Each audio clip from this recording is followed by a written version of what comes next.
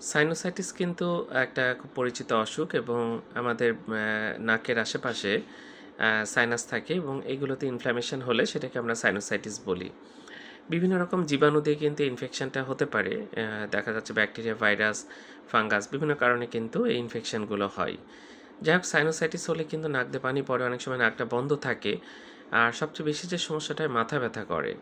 তো এটা খুব কষ্টদায়ক সমস্যা এবং যে সাইনাসে ইনফ্ল্যামেশন হয়েছে, হাত দিয়ে চাপ দিলে কিন্তু সেই সাইনাসে একটা ব্যথা অনুভূত হয়।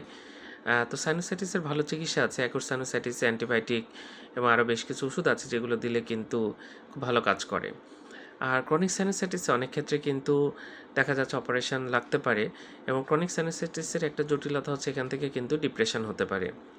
সবসময় যদি নাক বন্ধ থাকে, নাক দিয়ে পানি পড়ে, হাঁচি হয়, মাথা ব্যথা করে, তাহলে কিন্তু একটা মানুষের অবশ্যই ডিপ্রেশন হয়।